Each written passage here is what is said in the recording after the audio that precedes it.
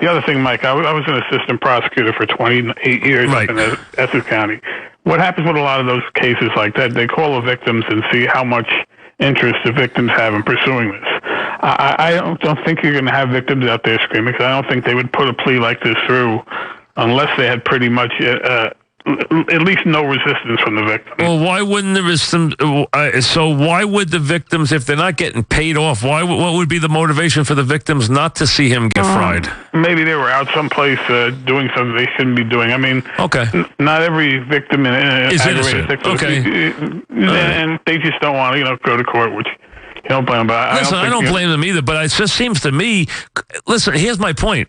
If you had given him 15 years, you think he would have said, no, I'll take my chances in California where I can get 33 years? No. I mean, that's the same thing. That was the stuff with the back from the guy from the Cleveland Browns, the running back. Right. So, I mean, what lawyer you have? You go there with a sharp lawyer, some former U.S. attorney who knows everybody in the place. Gotcha. So they cut a sweetheart deal. So right. But that is a sweetheart deal, is it not? It certainly is. Yeah. I mean, in New Jersey. Listen, I wouldn't want to do one day in a penitentiary, no less 7 years. So I'm not trying to minimize 7 years or whatever he winds up serving out of his 9 years. I wouldn't 20 hours. To me, going there and spending 1 minute inside there is too long. So I'm not saying that but this is a guy who drug women in 4 states.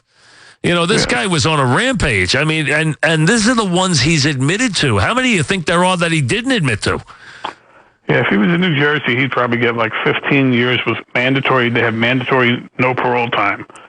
So, I mean, I don't know how he could get all those states to go along unless he's got some lawyer. Is drugging, now maybe this is a dumb question, is drugging and then raping someone a worse crime to the courts than just raping someone, or is it the same crime? It may raise it from a second degree to a first degree, which instead of getting 10 years, you could get 20 years. I mean, there's certain things. Not that, listen, I don't know how it's worse. I mean, listen, I'm not saying, I guess it's, I mean, once you have, committed something as vicious and as heinous as a rape, we're really quibbling, but I mean, I just wondered from a court standpoint, do they look at the fact that he drugged them and then raped them as a much bigger crime, or is it the same? I think it's more something that would tell the jury this guy's guilty. I mean, when you have these kind of things, I don't see how in the world the prosecutor could be afraid to try the case.